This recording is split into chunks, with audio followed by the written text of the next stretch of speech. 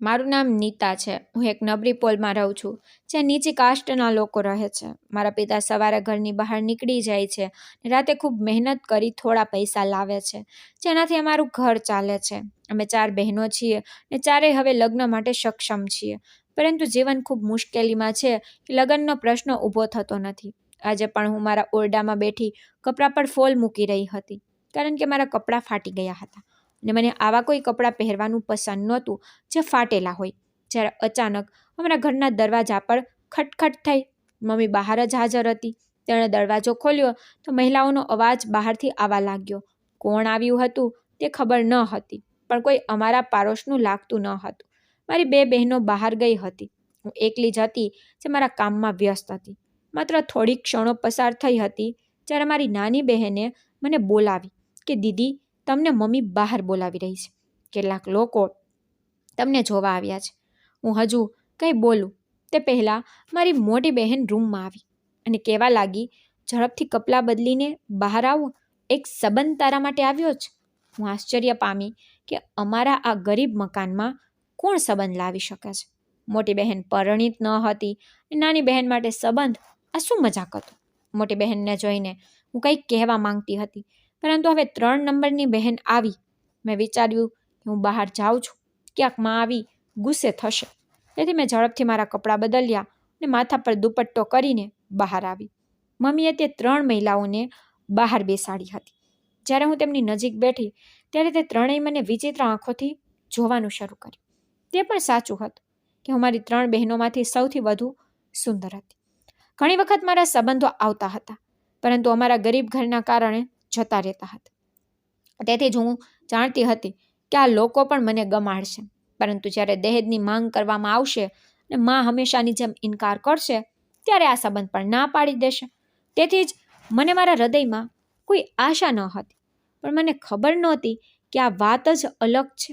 સામાન્ય લગ્નો જેવા આ લગ્ન નથી, પરંતુ તે એક વિચિત્ર પ્રકારના લગ્ન બનશે. તે 3 મહિલાઓ કહેવા લાગી, જોવો, અમે તમારી પુત્રીને પસંદ કરી છે. જુઓ, અમારે તમારી પાસે કંઈ પણ જોતું નથી. જેમ કે મેં તમને કહ્યું હતું, જેનો સંબંધ અમે તમારા માટે લાવ્યા છીએ તે ખૂબ ધનિક છે. તમારી પુત્રીને ત્યાં કોઈ સમસ્યા નહીં હોય. અમને દહેજના નામે એક પણ પૈસો નથી જોઈતો, કારણ કે તેમની પાસે બધું છે. પણ અમે તમને એક મોટું રાઝ કહેવા માંગીએ છીએ, કારણ કે જૂઠ પર સંબંધ હંમેશા નિષ્ફળ જાય છે. પાછળથી જો સત્ય જાણવા મળે તો મુશ્કેલી આવે છે. હું તેમના શબ્દો સાંભળીને આશ્ચર્ય પામી કે આ કેવા પ્રકારનો પહેલો સંબંધ હતો, જેમાં એવું કહેવામાં આવી રહ્યું હતું કે અમે રાજ કહેવા માંગીએ છીએ અને દહેજની માંગ નથી. મારી માતા તો ખુશીથી ઉછળી પડી હતી. મમ્મી બોલી, તમે અમને કહો, અમે બધું સાંભળવા માટે તૈયાર છીએ. માને સાંભળ્યા પછી તે સ્ત્રી મારી તરફ જોતી ધીમા અવાજમાં અને પાણી લેવા મોકલી. હું શાંતિથી ઊભી થઈ અને રસોડા તરફ ગઈ. હું જાણતી હતી કે આ યુક્તિ મને દૂર કરવા માટે અપનાવવામાં આવી છે. થોડા સમય પછી હું એક ગ્લાસ પાણી લઈને વરંડામાં આવી અને મારી માતાનો ચહેરો ઉતરેલો હતો અને તે 3 મહિલા ચાલી ગઈ. મેં કહ્યું, શું થયું? આ વખતે પણ ના પાડી ચાલી ગઈ? મારી 3 બહેનો પણ બહાર આવી ગઈ હતી. જ્યારે માએ મારી તરફ ગુસ્સે જોઈ અને કહ્યું કે જ્યારે પણ કહીશ બકવાસ જ કહીશ, તારા રૂમમાં જા. હું તેને સાંભળ્યા પછી મૌન હતી. માએ કહ્યું, હું તમારા બાબા સાથે વાત કરીશ અને આગળ આ વાત નક્કી કરીશ. સંબંધ સમજી શકાય છે, પરંતુ જે રાત તેને કહ્યો છે તેનાથી હું ભયભીત છું અને ગભરાઈ ગઈ છું. તમારા બાબા સાથે વાત કરીશ. જો તેમને વાંધો ન હોય તો આ સંબંધ પર હું શું વાંધો લઈ શકું? તે સ્ત્રી ખાતા પીતા ઘરની છે. જો તમે તે પરિવારમાં લગ્ન કરો છો તો અમારું જીવન બદલી જશે. તમારી બહેનો પણ તેમના ઘરોમાં આરામદાયક રહેશે, કારણ કે તમારા ભાવિ પતિ ખૂબ અમીર છે. માને સાંભળીને મારા હૃદયમાં વિચિત્ર ગલીપચી થવા લાગી. હવે મારી બાકીની 4 બહેનો પણ ઓરડામાં આવી ગઈ હતી. જ્યારે મોટી બહેને મારા ખંભા પર હાથ મૂક્યો અને કહ્યું, તમારા જીવન માટે ક્યારેય એવો કોઈ નિર્ણય ન લો કે જેમાં તમારું નુકસાન અને અમારો ફાયદો હોય. મારી બહેનને સાંભળ્યા પછી હું મૌન હતી. હું શું કહેત? જો મારી માતાને આ સંબંધ પસંદ હતો તો મારે પણ મારી બાજુથી હાથ પાડવાની હતી, કારણ કે હું તેમની સામે ક્યારેય વાંધો ઉઠાવી શકતી નહોતી. સમય ધીમે ધીમે પસાર થતો હતો. આખો દિવસ આમ પસાર થયો અને અમે બધા ખૂબ જ અસ્વસ્થ હતા. કારણ કે માનો ચહેરો ઉતરેલો હતો. તેનો ચહેરો કહેવા માટે પૂરતો હતો કે તે બિલકુલ ખુશ નથી. રોજની જેમ રાત્રે 10 વાગ્યે પિતા ઘરે આવ્યા હતા. તેને જોયા પછી મારું હૃદય ખૂબ જ હતાશ થતું હતું. આટલી સખ્ત મહેનતથી તે અમારા બધા માટે કમાણી કરતા હતા અને અમે બધા બેસી અને ખાતા હતા. ઘણીવાર મેં નોકરી કરવાની હિંમત કરી, પણ પિતાએ ના પાડી કે જ્યાં સુધી મારા હાડકામાં જીવ છે, મારી પુત્રીઓ અને મારી પત્નીને ઘરે બેઠા ખવડાવીશ. બધી બહેનોના કાન માતા પિતાના ઓરડા તરફ રોકાયેલા હતા, કારણ કે દરેક આ સંબંધ વિશે ખૂબ જ વધુ રસ ધરાવતા હતા. થોડા સમય પછી અચાનક મારી મા અંદર આવી અને મારી તરફ જોયું અને કહ્યું, આવો, તમારા પતિ તમને ઓરડામાં બોલાવે છે, તેને કંઈક વાત કરવી છે. મારું હૃદય મોટેથી ધબકતું હતું, કારણ કે હું જાણતી હતી કે આ બાબતનો અર્થ ખરેખર શું છે. હું ધબકતા હૃદય સાથે મા સાથે પપ્પા પાસે પહોંચી. પપ્પા પલંગ પર બેસીને એકદમ અસ્વસ્થ દેખાતા હતા. તેના ચહેરાનો રંગ ઉડી ગયો હતો. એક ક્ષણ માટે હું ખૂબ જ આશ્ચર્યચકિત થઈ ગઈ કે શું થયું છે. થોડા સમય પછી પપ્પા બોલ્યા, તમે મારી ખૂબ સારી પુત્રી છો. તમે મને સહારો આપવા માટે સખ્ત પ્રયાસ કર્યો, પણ કદાચ નસીબમાં કંઈક બીજું લખ્યું હતું. તમારી મા કહે છે કે આજે સંબંધ ખૂબ સારો આવ્યો છે અને સારા લોકો પણ છે. તેઓ દહેજ માટે પણ નથી કહેતા, તે સરળતા સાથે લગ્ન કરવા માંગે છે. હું મારા પતિને સાંભળ્યા પછી એકદમ મૌન હતી. મેં કંઈ પણ કહ્યું નહીં, કારણ કે હું તેમને ખૂબ જ કાળજીપૂર્વક સાંભળી રહી હતી અને તેમના શબ્દો સમજવાનો પ્રયાસ કરી રહી હતી. અચાનક તેને મારી સામે હાથ જોડી દીધા. હું તેમને સાંભળવામાં મગન હતી. આશ્ચર્યજનક રીતે મેં તેના જોડાયેલા હાથ જોવાનું શરૂ કર્યું. તરત જ તેના હાથ પકડ્યા. મેં તેમને જોતા કહ્યું, પિતાજી, આ શું હરકત છે? તમે મારી સામે શા માટે હાથ જોડી રહ્યા છો? મારું જીવન તમારા માટે હાજર છે.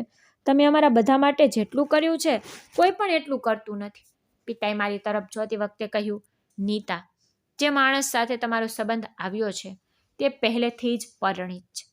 મારા પિતાને સાંભળીને મારા પર મૌન છવાઈ ગયું હતું. મને એક ક્ષણ માટે એવું લાગ્યું હતું કે તે પુરુષની પત્ની મરી ગઈ હશે અને તે કોઈ કારણોસર મારો સંબંધ તેના માટે આવ્યો હશે. તેના બાળકો પણ હશે. આ બધી વસ્તુઓ મારા મગજમાં આવી, પરંતુ ત્યારબાદ પિતા અને માએ મને જે કહ્યું તે સાંભળીને જમીન મારા પગ નીચેથી નીકળી ગઈ, કારણ કે તેને મારી તરફ જોતા કહ્યું કે તે માણસે 3 લગ્ન કર્યા છે અને તે 3 તેની સાથે તેના મોટા મકાનમાં સુખી જીવન પસાર કરી રહી છે. હવે તેણે 4થા લગ્ન કરવાનો ઈરાદો રાખ્યો છે અને તે તેની 4થી પત્ની બનાવવા માંગે છે, કારણ કે તેને તને બજારમાં જોઈ હતી અને ત્યારથી તે તેનું હૃદય તારા પર હારી ગયો છે. આ કારણોસર તેણે તેની 3 પત્નીઓને મોકલી હતી. મતલબ તે 3 મહિલાઓ જે અમારા ઘરે આવી હતી એ તે જ માણસની પત્નીઓ હતી. હું કંઈ બોલું તે પહેલાં મમ્મી બોલી, જો તમે તેની સાથે લગ્ન કરશો તો તમે ખુશ થશો ને બદલામાં તે અમને ઘણી મોટી રકમ આપશે. તને કંઈ પણ સમસ્યા રહેશે નહીં. તારી પાસે પૈસા હશે, શાંતિ હશે, તમારી બહેનોના જીવનમાં સુધારો થશે. આ કોઈ ખોટનો સોદો નથી. મારી માને સાંભળ્યા પછી હું સંપૂર્ણપણે મૌન હતી. જ્યારે મેં મારા પિતા તરફ જોયું, થોડા સમય પહેલાં મેં કહ્યું હતું કે જીવન પણ તમારા માટે હાજર છે. મેં કહ્યું, પિતાજી, આ જીવન તમારા માટે છે. જો તમે આ સંબંધ માટે ખુશ છો તો હું લગ્ન કરવા તૈયાર છું, પણ જો તમે મને આ સંબંધ માટે પૂછો છો તો મારી ના છે. પછી પિતાજી ઊભા થયા, મારા માથા પર કિસ કરી અને કહ્યું, મને આ સંબંધમાં કોઈ ખોટ લાગતી નથી. જો તમે તેની 4થી પત્ની બનશો તો પણ તે તને એટલો જ પ્રેમ કરશે અને તું ત્યાં રાજ કરીશ. હું મારી બાજુથી ઇનકાર કરતો નથી, પરંતુ હું તને હા કહેવા માંગુ છું. તેમને સાંભળીને મારા દિલના 100 ટુકડા થયા હતા, કારણ કે મારી આવા સંબંધની ઈચ્છા ન હતી. તેના 3 લગ્ન થયા હતા, તેને બાળકો હતા. આટલું હોવા છતાં મારા પિતા મારા તે માણસ સાથે લગ્ન કરવા માંગે છે. હું મૌન રહી. મેં મારા પિતાને જોતા કહ્યું, જો તમે લોકો હા પાડો તો મને કોઈ સમસ્યા નથી. જ્યારે પણ તમે લગ્ન કરવા માંગતા હો ત્યારે તમે લગ્ન કરી શકો છો. આટલું કહી હું ઓરડામાંથી બહાર આવી હતી. ઓરડાની બહાર મારી બધી બહેનો મને જોઈ રહી હતી. દરેકના ચહેરા મૌન હતા. મોટી બહેને મારો હાથ પકડ્યો ને કંઈ પણ વિચાર્યા વિના મારા મોં પર થપ્પડ મારતા બોલી, તું પાગલ થઈ ગઈ છે? તારી અંદર અકલ નથી? તને આટલું મોટું બલિદાન આપવા માટે કોણે કહ્યું? તું પણ માનવી છો, તારું પણ હૃદય છે. તું અમારા માટે બલીનો બકરો કેમ બનવા માંગે છે? જો તે તને મદદ ન કરે, જો તે ના પાડે કે નહીં હું બાકીની તારી બહેનોની જવાબદારી લઈશ નહીં તો તું શું કરીશ? હું મારી બહેનને સાંભળ્યા પછી મૌન હતી. મેં કંઈ પણ કહ્યું નહીં. બસ શાંતિથી ગઈ, પલંગ પર બેસી. મારું હૃદય અંદરથી રડી રહ્યું હતું. હું ફરી ફરી બાબાના શબ્દોમાં ખોવાઈ ગઈ હતી. તેને આ સંબંધમાં કોઈ ખામી દેખાતી ન હતી, પણ પપ્પાએ કેમ એ જોયું નહીં કે આ માણસ માનવી નથી, પણ કદાચ એક જાનવર છે. તેણે 3 મહિલાઓ સાથે લગ્ન કર્યા અને આ કોઈ નાની વાત તો હતી ને. મેં કંઈ પણ કહ્યું નહીં.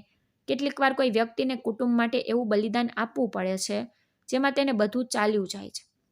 સમય ધીમે ધીમે પસાર થઈ રહ્યો હતો. મમ્મી તે લોકોને સંબંધ માટે હા કહી ચૂકી હતી અને હવે લગ્નની તૈયારીઓ ઘરમાં શરૂ થઈ ગઈ હતી. તે લોકોએ પપ્પાને મોટી રકમ આપી હતી. ત્યારબાદ અમારા ઘરમાં પણ લગ્ન માટે તૈયારીઓ કરવામાં આવી હતી. આજે બારાતનો દિવસ હતો. આખા પડોશને બોલાવવામાં આવ્યા હતા. મમ્મીના સંબંધી, બાબાના સંબંધીઓ બધા ભેગા થયા હતા.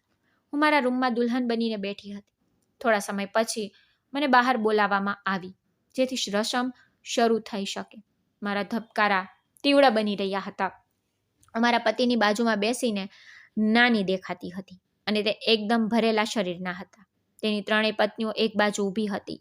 મમ્મીએ તેમને વિનંતી કરી હતી કે તમે લોકો પરિવારની સામે એ જાહેર ન કરતા કે મારી પુત્રી તેમની 4થી પત્ની બનવાની છે.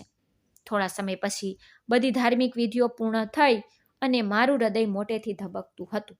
લગ્ન પૂર્ણ થતાની સાથે જ લોકોએ રૂખસતીનો શોર કર્યો હતો. કહેવા માટે પપ્પા મમ્મીએ પણ ખોરાકની વ્યવસ્થા કરી હતી, પરંતુ તેમણે કહ્યું કે અમે અહીં ખોરાક ખાઈ શકતા નથી કારણ કે આજે અમારી ગોઠવણ ઘરે છે. મારું હૃદય વિચિત્ર હતું. હું જાણતી હતી કે તેઓ શા માટે આટલા નખરા કરી રહ્યા છે, કારણ કે અમારા ગરીબના ખાવામાં પણ શું સારું હશે. જ્યારે હું રૂખસતી સમયે મારી બહેનોને મળી ત્યારે મારું હૃદય ખૂબ રડ્યું. હું દરેકને મળી ઘણું રડી. મમ્મીને ગળે લગાવીને હું ખૂબ રડી. જ્યારે મારા પિતાએ ગળે લગાવી ત્યારે મને હરવાશ મળી. તે મારા કપાળ પર પ્રેમ આપતા બોલ્યા, મારી પુત્રી ખૂબ બહાદુર છે, તે બધું કરી શકે છે. આમ હું કારમાં બેઠી અને લાંબા અંતર પછી કાર એક હવેલીની સામે રાખવામાં આવી હતી. મેં આઘાતજનક આંખોથી મોટી હવેલી જોઈ જે ખરેખર એક જૂના ફેશનના રાજાના મહેલ જેવી લાગતી હતી. મારું ખૂબ જ સરસ સ્વાગત કરવામાં આવ્યું હતું. આકાશમાં ફટાકડા હતા, ડ્રમ્સ વગાડવામાં આવતા હતા. થોડા સમય પછી મને સોફા પર બેસાડવામાં આવી હતી અને બીજી રસમ કરવામાં આવી હતી. મને ખૂબ જ આશ્ચર્ય થયું કે મારા પતિ ક્યાં ગયા છે. થોડા સમય પછી તે 3 મહિલાઓ મને પકડી અને મને તેમના પતિના રૂમમાં લઈ ગઈ. મને તે 3ની હિંમતથી આશ્ચર્ય થયું કે કોઈ પત્ની બીજી મહિલાને તેના પતિને કેમ સોંપી શકે છે, પરંતુ તે 3 અલગ હતી. હું અંદર ગઈ તો ઓરડાને ફૂલોથી શણગારવામાં આવ્યો હતો. ગુલાબની ભીની સુગંધ ફેલાઈ ગઈ હતી. ખૂબ સુંદરતા જોઈને મારા હોઠ પર સ્મિત વિખેરાઈ ગયું. હું જાણતી હતી કે જો હું 4થી પત્ની બની તો શું થયું, પરંતુ અહીં મને અધિકાર બધા મળશે. પરંતુ અચાનક તે 3 મારી નજીક બેઠી અને મારા પતિની પહેલી પત્નીએ મારી તરફ જોતા કહ્યું કે સ્ત્રીની અંદર શક્તિ વધુ હોય છે. જો તમે ઈચ્છો છો કે તમારું આખું જીવન ખુશ રહે, તમારા પરિવારના સભ્યો સારું જીવન જીવે, તો થોડી ધીરજ રાખો, નહીં તો તમારું જીવન નાશ થઈ શકે છે. મેં તેની વાત સાંભળ્યા પછી તેને આશ્ચર્ય સાથે જોયા. હું હમણાં જ કંઈક કહું તે પહેલાં તે બોલી, અમારા પતિ એક છે, આપણે આ વાત જાણીએ છીએ, પરંતુ આ હોવા છતાં અમે તારા તેની સાથે લગ્ન કર્યા છે. તેથી જ હું તને સમજાવી રહી છું. તમે અમારા બધા કરતાં ખૂબ નાના છો. જો તમે સમાધાન કરો છો તો તમે તમારા પતિ સાથે ખુશ રહી શકશો, અને જો નહીં તો ભૂલી જજો કે તે વ્યક્તિ તમારી તરફ જોશે. પછી તે બોલી, કારણ કે તમારો પતિ દંડાથી. આટલું કહી તે ચૂપ થઈ ગઈ. પછી તે 3 ઊભી થઈ અને ચાલી ગઈ. મારું હૃદય બંધ થવા લાગ્યું હતું. લગ્નની પ્રથમ રાતે દંડાથી અને તેનો અર્થ શું છે? હું તેના વિશે સતત વિચારતી હતી. લાંબા સમય સુધી મેં મારી જાતને સંભાળવાનું ચાલુ રાખ્યું અને મારા પોતાના વિચારને ન્યાયી ઠેરવવાનો પ્રયાસ કર્યો કે આવું કંઈ થશે નહીં. કદાચ આ મારો વહેમ છે, પરંતુ એવું કહેવામાં આવે છે ને કે જ્યારે કોઈ વ્યક્તિ કોઈ વસ્તુની શંકા કરે છે ને તે સાચું ન હોય તો આવું થઈ શકતું નથી. જ્યારે અમારા ઓરડાનો દરવાજો ખુલ્યો અને મારા પતિએ ઓરડાની અંદર પ્રવેશ કર્યો, તેમને જોઈને મેં તરત જ મારી આંખો નમાવી, પરંતુ દંડો મારા મગજમાં ફરી રહ્યો હતો. છેવટે તેમની વાતોનો અર્થ શું છે હવે હું જાણી ગઈ. કારણ કે અચાનક તે મારી નજીક આવતાની સાથે જ તેણે તેના હાથમાં છુપાયેલી લાકડી કાઢી. તે લાકડાની લાકડી હતી જે એકદમ જાડી હતી. અચાનક તેઓએ મારા હાથ તેના હાથમાં પકડ્યો અને મને પલંગ પરથી ખેંચી તેની સામે ઊભી કરી. તેણે મારી કમરને પકડી લીધી અને મને તેની સામે ઊભી રાખતા કહ્યું, ખૂબ જ સુંદર લાગે છે. આ સુંદરતા સામેથી આંખો ચોરી કરવી મારી બસની બહાર છે, પરંતુ શું કરવું, હું મારી ટેવથી મજબૂર છું. હું આ ટેવ વિના કંઈ કરી શકતો નથી. તેનો સ્વર એકદમ સખ્ત હતો. એવું લાગતું હતું કે તે કોઈ વસ્તુથી કંટાળી ગયા છે. પછી તે કંઈ પણ બોલી એ પહેલાં હું બોલી, જુઓ, મને મારપીટથી બહુ ડર લાગે છે. પણ તેણે મને સાંભળ્યા પછી મને થપ્પડ મારી અને કહ્યું કે તેનાથી મારો મતલબ નથી તને શું ગમે છે કે શું નહીં, તે મારો પ્રશ્ન નથી. મેં તમારા પિતાને મોટી રકમ આપી છે, આખા 20 લાખની, જેથી તે તેની બાકીની પુત્રીઓના લગ્ન કરી શકે અને તેના ઘર માટે વ્યવસાય પણ કરી શકે. યાદ રાખો કે જો તમે મારી સાથે નાફરમાની કરવાનો પ્રયાસ કર્યો છે અથવા મારા ઓર્ડરને ન માનવાનો પ્રયાસ કર્યો છે તો તે રૂપિયા હું સૂદ સમેત પાછા લઈશ અને તમારે તેનો ભોગ બનવું પડશે. તેના શબ્દો સાંભળીને મારા રૂવાણા ઊભા થયા. અચાનક તેણે મારો દુપટ્ટો કાઢી અને ફેંકી દીધો. મારા સમગ્ર અસ્તિત્વમાં ઠંડી તરંગ ચાલી રહી હતી. હું કંઈ પણ સમજી શકી નહીં કે મારી સાથે આ વ્યક્તિ શું કરવાનો છે. ધીરે ધીરે તેણે મારા ઘરેણાં દૂર કરવાનું શરૂ કર્યું જે સોનાના હતા. મેં વિચાર્યું કે તે તેને બાજુ પર રાખશે, પરંતુ તેને આખા રૂમમાં સોનું ફેંકી દીધું. અચાનક તેણે મને ધક્કો મારી દીધો અને હું પલંગ પર પડી ગઈ. હું તેની લાલ લાલ આંખોને ધબકતા હૃદયથી જોઈ રહી હતી. તે કોઈ પગલાં લે તે પહેલાં હું બોલી, ઠીક છે, જેમ તમે કહો છો હું તે કરીશ. હું તમને જરા પણ દગો આપીશ નહીં, પણ હું તમને એક પ્રશ્ન કરવા માંગુ છું. મારા સવાલ પણ તેણે મારી તરફ પ્રશ્નભરી નજરે જોઈને કહ્યું કે હા કહો, વાત શું છે, જલ્દી મને પૂછો, હવે મને સહન નથી થતું. તેને જોઈને મારા સમગ્ર અસ્તિત્વમાં એક લહેર દોડી ગઈ. મારું હૃદય ફરી એકવાર ઝડપથી ધબકવાનું શરૂ કર્યું. મેં તેમને જોતા પૂછ્યું, તમારી પાસે ઘણા પૈસા છે, પરંતુ તમે 4 લગ્ન કેમ કર્યા? આપણા ધર્મમાં ફક્ત એક જ લગ્ન કરવાનું રિવાજ છે. જેની પાસે આટલા પૈસા છે તે કોઈ પણ સ્ત્રીને ખરીદી શકે છે, તેમના પલંગને સજાવી શકે છે, પરંતુ તમે લગ્ન જ કેમ પસંદ કર્યા? મારા પ્રશ્ન પર તે મારી પાસેથી દૂર ગયા, કાળજીપૂર્વક મારી તરફ જોવાનું શરૂ કર્યું. હું કંઈક કહેતી તે પહેલાં એ બોલ્યા હતા, આ પૂછપરછ કરીને તમે તમારો અને મારો સમય બગાડી રહ્યા છો. આ વાત તમને જાણવાનો મારો ઈરાદો નથી. મેં કહ્યું, શું હું તમારી ખરીદેલ ગુલામ છું? તમે ખરેખર મને ખરીદી છે? તમે મંડપમાં મારી સાથે લગ્ન કર્યા છે, પરંતુ કોઈ પણ વાસ્તવિકતા બદલી શકશે નહીં. એકવાર તમે મને કહો કે તમે કેમ લગ્ન કર્યા, તેની પાછળનું કારણ શું છે? પરંતુ તેઓએ કંઈ પણ કહ્યું નહીં. અચાનક તેને મારી કમર પર જોરદાર દંડો માર્યો. હું ધ્રુજવા લાગી હતી, વેદનાથી ચીસો પાડી રહી હતી. મારી આંખોમાંથી ધોધની જેમ આંસુ વહેવા લાગ્યા. તેને કહ્યું કે મને અત્યારે મારું કામ કરવા દે.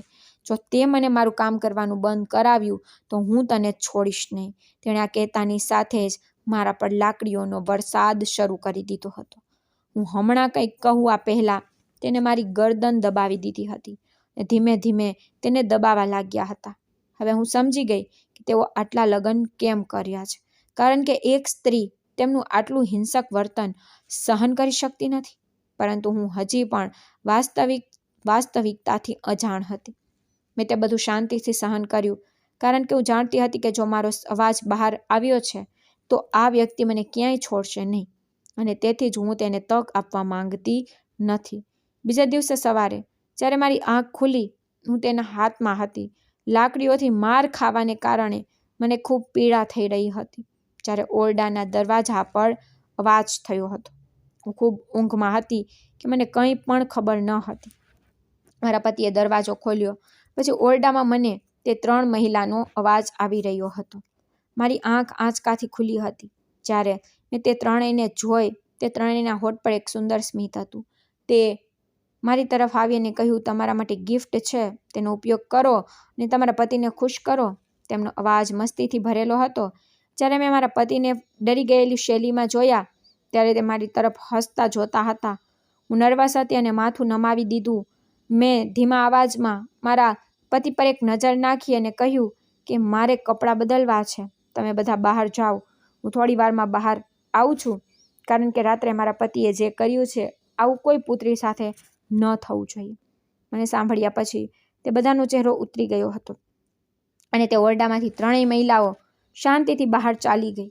મારા પતિએ પણ મારા પર સખ્ત નજર નાખી અને તે પોતે ઓરડાની બહાર ગયા. ઝડપથી હું ધાબળામાંથી બહાર આવી અને ઝડપથી મારા કપડાં લઈ વોશરૂમમાં પ્રવેશ કર્યો. જ્યારે હું સ્નાન કર્યા પછી બહાર આવી ત્યારે હું બિલકુલ ચાલી શકતી ન હતી. થોડા સમય પછી મારી એક બીજી સોતન રૂમમાં આવી અને મારી માટે દવાઓ અને ટ્યુબ લાવી અને કહ્યું કે આ લગાવી લો અને રાત્રે તે ફરી એકવાર તમારી પાસે આવશે. તમારે તેમની સંભાળ લેવી પડશે. તેમની પાસેથી અમને કોઈ ફરિયાદ નથી જોઈતી. મારું હૃદય તો કરતું હતું કે મારે તેને સંભળાવવું જોઈએ કે આ વ્યક્તિને કોણ સમજાવ્યું છે કે સ્ત્રીને ઘાયલ કરીને જ શાંતિ મળે છે. હું તેને શું કહીશ? તે પણ કદાચ આ હરકતનો ભોગ બની હશે. પછી તેણે અચાનક મારા ગાલ પર હાથ મૂક્યો અને બોલી, થોડો સમય સબર રાખ. ઉપરવાળો ચોક્કસપણે તને મદદ કરશે. મેં પણ આ બધું સહન કર્યું, હજી પણ કરું છું, પરંતુ હવે આ જુલ્મમાં થોડી કમી આવી ગઈ છે કારણ કે હું બધું ખૂબ શાંતિથી સહન કરું છું. આટલું કહી તેને બહાર જવાનું શરૂ કર્યું તો મેં તેનો હાથ પકડ્યો અને તેની તરફ જોતી વખતે કહ્યું, તમે ખૂબ સારા છો. તમે મારા દુઃખને સહન કર્યું છે અને મને મદદ કરી છે. તેથી ફક્ત મને એકવાર કહો કે આ બધું શું છે? તેઓ મારી સાથે આ કેમ કરી રહ્યા છે? તે તમારા લોકો સાથે આ કેમ કરે છે? ધનિક બન્યા પછી પણ શા માટે તેમનામાં માનવતા ન આવી? તે સ્ત્રી મારી વાત સાંભળીને મૌન થઈ ગઈ.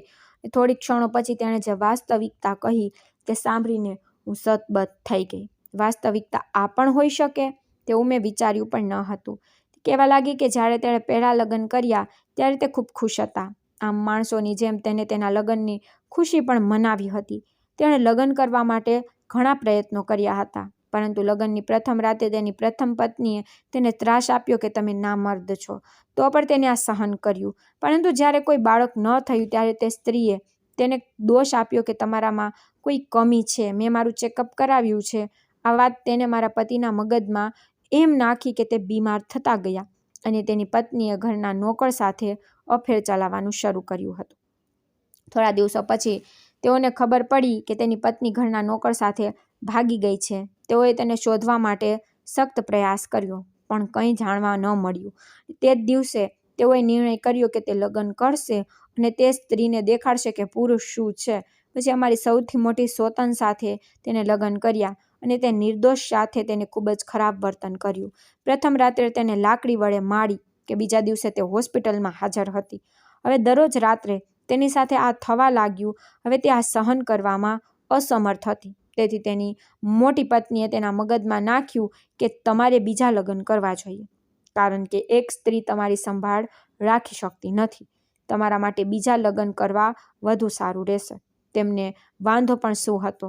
તેની પ્રથમ પત્નીએ છેતરપિંડી કરી હતી, તેથી આ સામાન્ય વાત હતી. તેઓએ બીજા લગ્ન પણ કર્યા. તે પછી તે જ વર્તન તેની સાથે કરવાનું ચાલુ રાખ્યું. તે બંને પત્નીઓએ કોઈ પણ કિંમતે માફ કરતા ન હતા અને તેને રોજ અહેસાસ કરાવતા કે તમે મારા પગનું ચંપલ છો. પછી મારી સાથે લગ્ન થયા ત્યારે હું પણ થાકી ગઈ અને કહ્યું કે તમારે હજુ એક લગ્ન કરી લેવા જોઈએ. આમ તેની નજર તારા પર પડી અને તારી સાથે લગ્ન કર્યા. આટલું કહી તે રૂમમાંથી ચાલી ગઈ અને હું મારી વાત પર આવી કે હું આવા પુરુષ સાથે મારું જીવન જીવી શકતી નથી. પણ જો તે બદલી જાય તો હું મારો જીવ આપી દઈશ અને તેનો સાથ નહીં છોડું. અને મેં એમ જ કર્યું. તેની ત્રણ પત્નીની જેમ હું કમજોર ન થઈ. મેં તેનો માર સહન કર્યો, રોજ કર્યો, પણ સાથે તેની સેવા પણ કરી. આખો દિવસ તેની પાછળ ફરતી રહેતી, તેની સાથે ઇઝહારે મોહબ્બત કરતી, તેના દિલમાં મારા માટે પ્રેમ જગાડતી. પછી એક સમય એવો આવ્યો કે તે મને ફૂલની જેમ રાખવા લાગ્યા. મેં તેને સમજાવ્યું, સ્ત્રી પગનું ચપ્પલ નથી પણ માથાનો તાજ છે. એક સ્ત્રી હિંમત કરી લે તો ઇતિહાસ બદલી શકે છે. આ વાતને બીજી તરફ લઈ જવાને બદલે મારો મતલબ છે કે કોઈ વસ્તુ ખરાબ છે તો તેને ઠીક કરો. તેમાં જે કમી છે તેને ખૂબીની જેમ બયાન કરો. પછી એવું જ થયું. બધું સારું થઈ ગયું. માતા પિતાની વાત પણ સાચી સાબિત થઈ.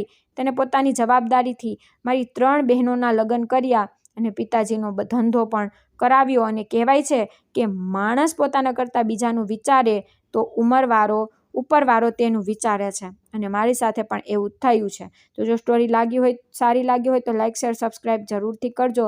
કોમેન્ટમાં મને જરૂરથી કહેજો કે સ્ટોરી તમને કેવી લાગી. ધન્યવાદ.